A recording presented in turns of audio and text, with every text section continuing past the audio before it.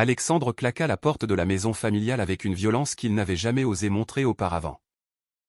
Son cœur battant à tout rompre tandis que les mots de son père résonnaient encore dans ses oreilles, « Tu n'es qu'un déshonneur pour cette famille. » Mais au lieu de s'effondrer en larmes comme d'habitude, il reçut un appel inattendu d'un numéro inconnu.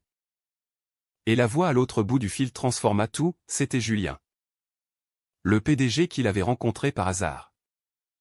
Qui lui proposait non seulement un emploi, mais une échappatoire inespérée. Dès ce soir-là, Alexandre se retrouva assis dans un café discret du Marais, à Paris, face à Julien Moreau. Un homme d'affaires charismatique de 35 ans, dont les yeux noisettes pétillaient d'une assurance que Alexandre enviait secrètement. Julien, avec son costume impeccablement taillé et son sourire confiant, contrastait avec l'apparence fatiguée d'Alexandre. 25 ans. Aux cheveux châtains courts et aux yeux bleus expressifs. Marqués par des nuits d'insomnie. Je t'ai vu servir à cette réception hier soir, dit Julien en sirotant son espresso. Tu as l'air d'un gars qui mérite mieux que de ramasser les verres des invités snobs. Alexandre rougit, se rappelant la soirée humiliante chez ses parents. Ses parents. Pierre et Marie Lefebvre. Des bourgeois parisiens conservateurs. Organisaient souvent des dîners pour impressionner leurs relations d'affaires.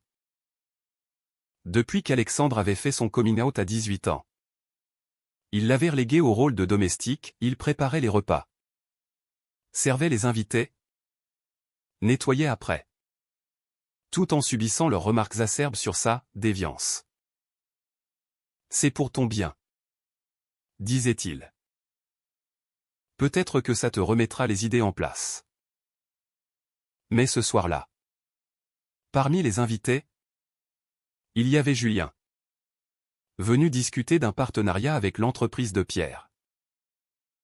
Alexandre avait croisé son regard. Un échange fugace mais chargé d'électricité, qui l'avait troublé toute la nuit. « Pourquoi m'aides-tu » demanda Alexandre. Méfiant. Julien haussa les épaules.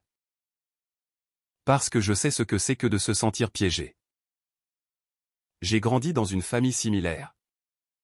Et j'ai dû me battre pour être moi-même. Et puis, ton CV que j'ai vu sur LinkedIn m'a impressionné. Tu as un diplôme en marketing. Mais tu sers des cocktails? C'est du gaspillage. Viens travailler pour moi. Alexandre hésita. Accepter signifierait défier ses parents ouvertement. Pierre, un avocat rigide de 60 ans. Et Marie, une femme au foyer de 58 ans obsédée par les apparences, l'avait élevé dans une bulle catholique traditionnelle. Son orientation sexuelle avait été le choc ultime, il l'avait forcé à des thérapies de conversion. L'avait isolé de ses amis. Et l'utilisait comme main-d'œuvre gratuite pour expier ce qu'il voyait comme un péché. Si tu restes gay, tu restes en bas de l'échelle, avait dit Pierre un jour. Mais Julien offrait une porte de sortie, un poste d'assistant marketing dans sa start-up tech.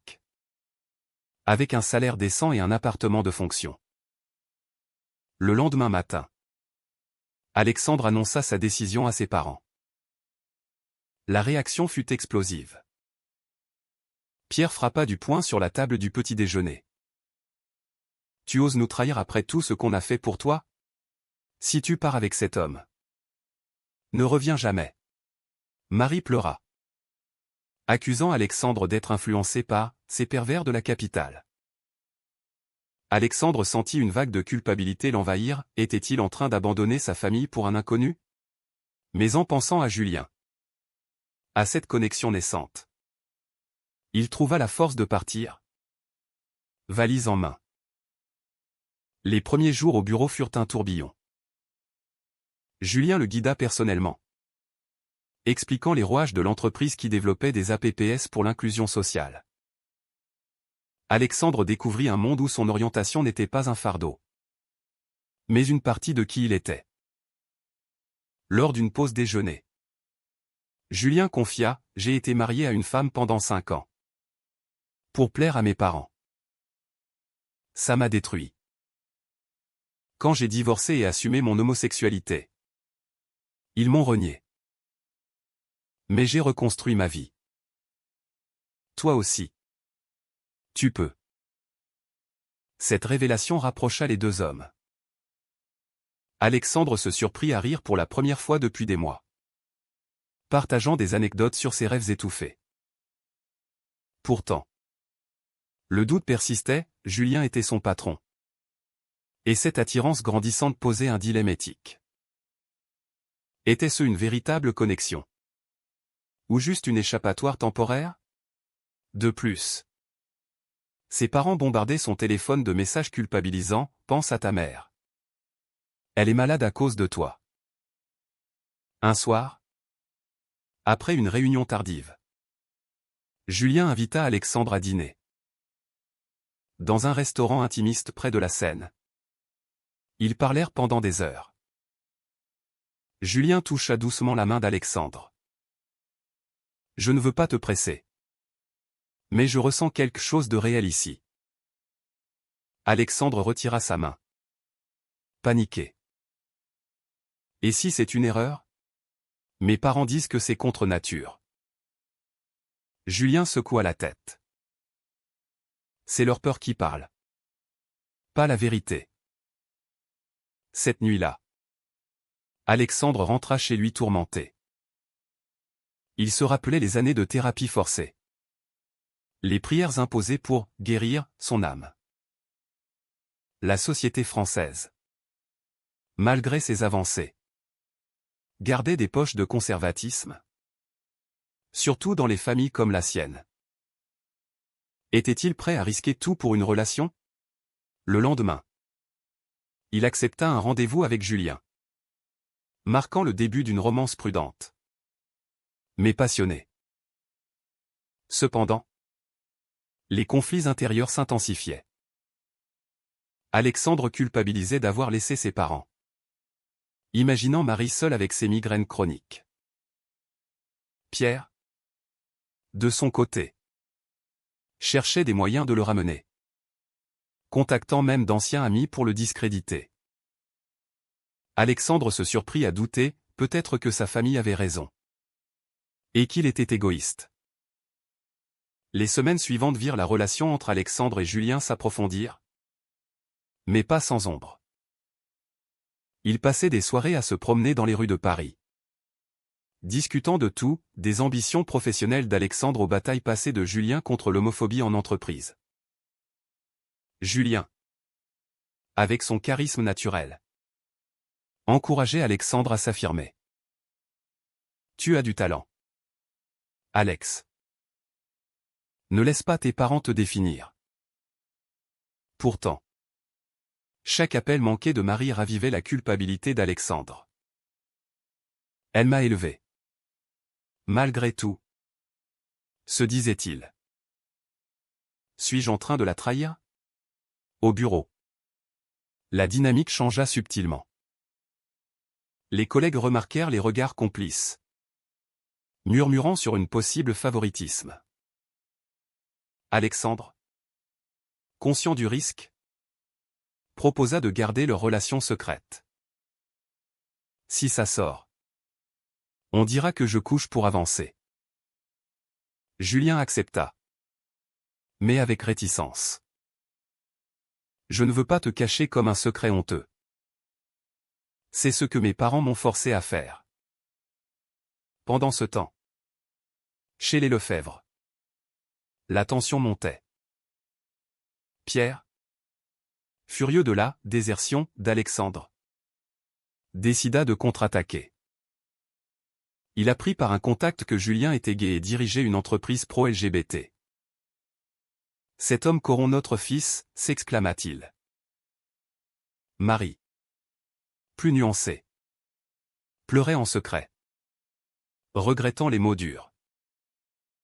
Elle envoya un message à Alexandre, reviens. Mon chéri. On peut discuter. Alexandre, touché, envisagea une réconciliation.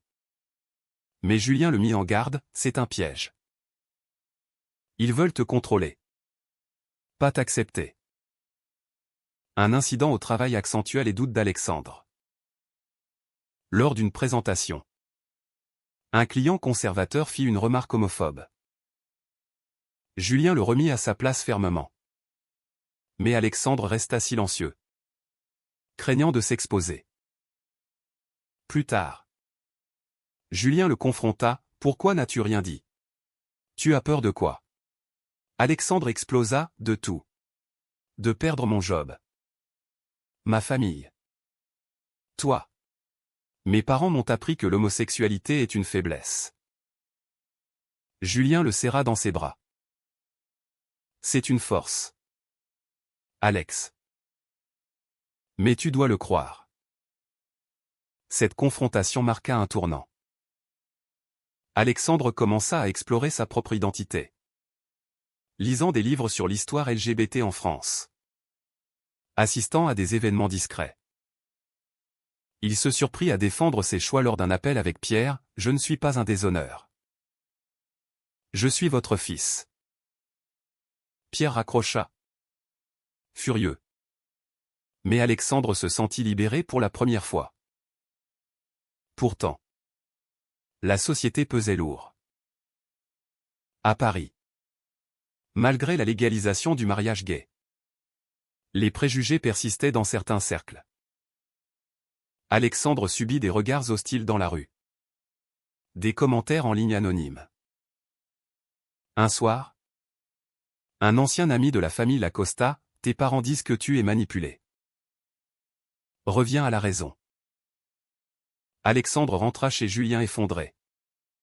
Questionnant leur relation, « Et si on arrête ? Pour éviter les problèmes. » Julien refusa. « Non. Alex. C'est en fuyant qu'on perd. Regarde-moi, j'ai perdu ma famille. Mais j'ai gagné ma liberté. Quel prix es-tu prêt à payer ? » Cette question hanta Alexandre. Il pensa au sacrifice, quitter sa maison. Risquer sa carrière. Affronter le rejet. Mais en voyant Julien, vulnérable pour la première fois, il choisit de rester. Les parents d'Alexandre, de leur côté, complotaient. Pierre contacta Julien directement. Sous prétexte d'affaires. « Laissez mon fils tranquille. » menaça-t-il. Julien rit, « Votre fils est adulte. C'est lui qui décide. » Cela enragea Pierre, qui décida d'organiser une confrontation familiale. Alexandre, ignorant tout, se concentrait sur son travail. Il proposa une campagne marketing innovante pour l'app d'inclusion, impressionnant l'équipe. Julien le félicita publiquement. Mais en privé, ils partagèrent un baiser passionné. « Je t'aime » murmura Julien. Alexandre, terrifié mais exalté, répondit, « Moi aussi. » Cependant, la trahison vint de l'intérieur. Marie, feignant une maladie grave, appela Alexandre en urgence. Il accourut à l'hôpital pour découvrir que c'était un mensonge. Pierre l'attendait, « Assieds-toi. On va parler de ton avenir. » Ils l'accusèrent d'être égoïste, de détruire la famille. Alexandre, blessé, défendit Julien, « Il me traite comme un égal. Pas comme un domestique. » Pierre ricana, « Un égal ? C'est un opportuniste. » Alexandre partit en larmes, réalisant la profondeur de leur manipulation. Il confia tout à Julien, qui proposa, « Confrontons-les ensemble. » Alexandre refusa, craignant l'escalade. Mais le destin en décida autrement, Pierre invita Julien à un dîner d'affaires, ignorant leur relation. Le dîner chez les Lefebvre s'annonçait comme une bombe à retardement. Pierre, croyant impressionner Julien pour un partenariat potentiel, avait organisé l'événement avec soin. Marie, nerveuse, préparait les plats traditionnels. Alexandre, averti par Julien, décida d'y assister incognito, se cachant dans son ancien rôle de serveur pour observer. À l'arrivée de Julien, l'atmosphère était tendue. Pierre le salua chaleureusement, « Monsieur Moreau. Quel honneur! Notre entreprise pourrait bénéficier de votre expertise. » Julien sourit poliment.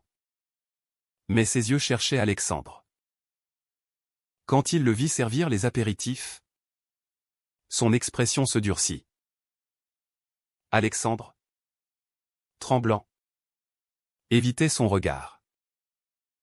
Au fil du repas, Pierre lança des piques voilées sur « les valeurs familiales traditionnelles ». Julien, sentant le piège, répondit calmement, « les valeurs évoluent. Monsieur Lefebvre. L'inclusion et l'avenir. » Marie, mal à l'aise, tenta de changer de sujet. Mais Pierre insista, « Mon fils, Alexandre, a été influencé par de mauvaises compagnies.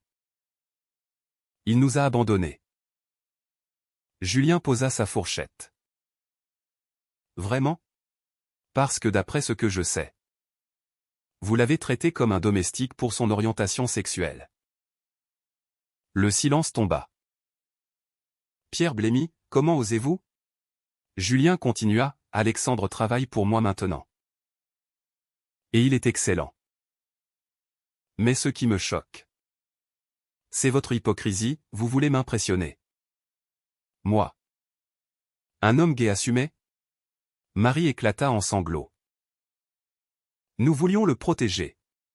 La société est cruelle. Alexandre, n'y tenant plus, sorti de l'ombre, me protéger? En me forçant à me haïr? La confrontation explosa. Pierre accusa Julien de corruption. Alexandre de trahison. Julien défendit leur relation, ce n'est pas une phase. C'est de l'amour réel. Alexandre, face à ses parents, déversa des années de frustration, vous m'avez fait croire que j'étais brisé.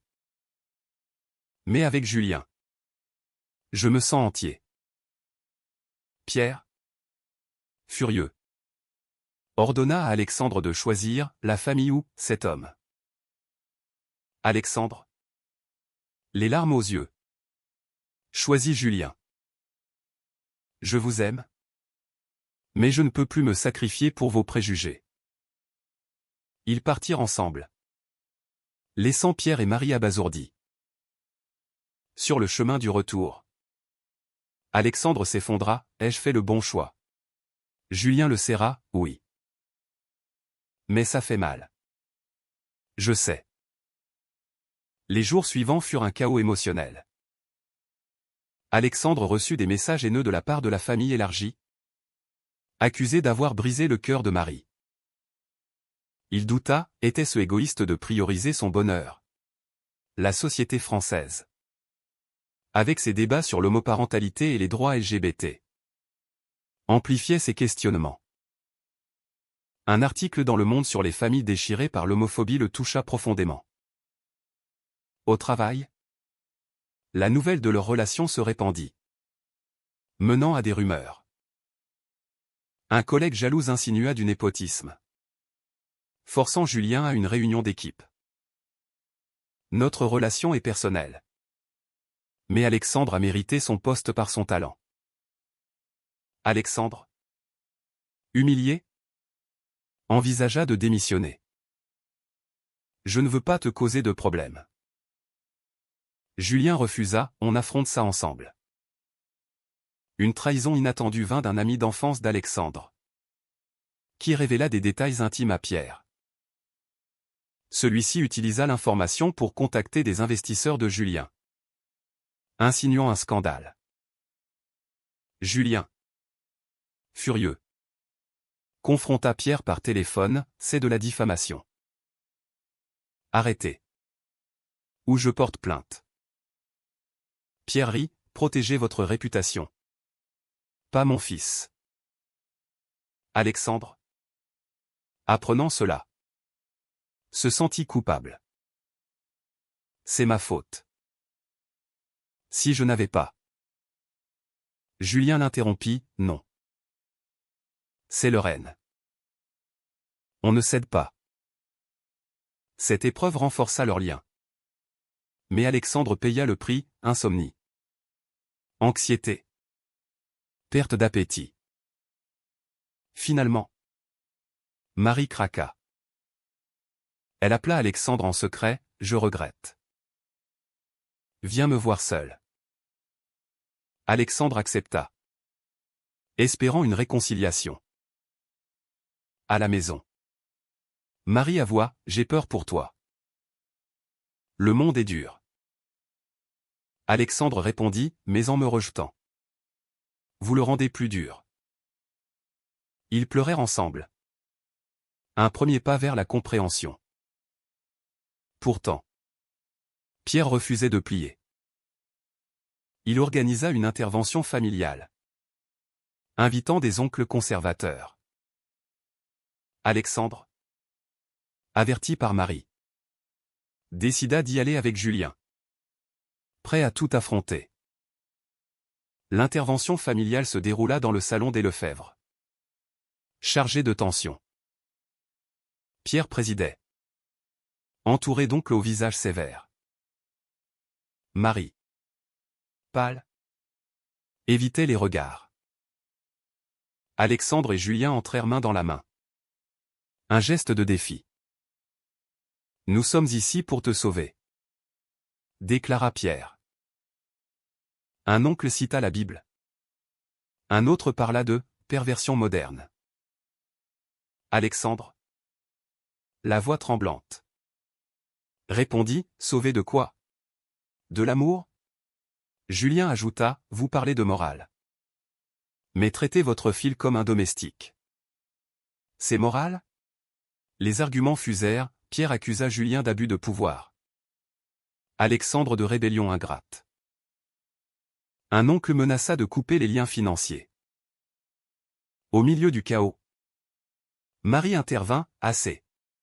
J'ai vu Alexandre heureux pour la première fois. Peut-être qu'on s'est trompé. Pierre la foudroya du regard. Mais elle tint bon. Notre peur nous a aveuglés. Cette trahison interne fissura le front uni. Les oncles partirent. Déconcertés. Pierre, isolé, explosa, tu as corrompu ma femme maintenant. Alexandre, épuisé, répliqua, non. Elle voit la vérité. Je vous pardonne. Papa. Mais je ne reviendrai pas sous vos conditions. Pierre s'effondra. Murmurant, j'ai perdu mon fils. Les mois suivants virent un lent dégel. Marie rencontra Julien en privé. Apprenant à le connaître. Vous rendez mon fils heureux. Admit-elle. Pierre, têtu, gardait le silence. Mais cessa les attaques. Alexandre, promu au travail, trouva un équilibre, il visitait sa mère.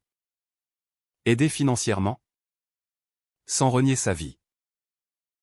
Pourtant, les cicatrices persistaient. Alexandre réfléchissait au choix, avait-il sacrifié trop pour sa liberté? Julien, de son côté, affronta ses propres démons, renforçant leur couple. Ils assistèrent à la Pride de Paris, symbole de leur victoire. Un soir, Alexandre reçut un appel de Pierre, viens dîner. Seul. Il accepta. Nerveux. Pierre, vieilli, avoua, j'ai eu tort. Pas sur tout, mais sur la façon. Peux-tu me pardonner, Alexandre? Ému, répondit, oui. Si tu acceptes Julien. Pierre hocha la tête, essayons. La réconciliation fut fragile, mais réelle. Alexandre paya le prix de la solitude passée, mais gagna l'acceptation. Julien et lui planifièrent un avenir ensemble, défiant les normes. Était-ce la bonne décision de défier sa famille pour son identité? Ou l'amour familial devrait-il primer sur tout?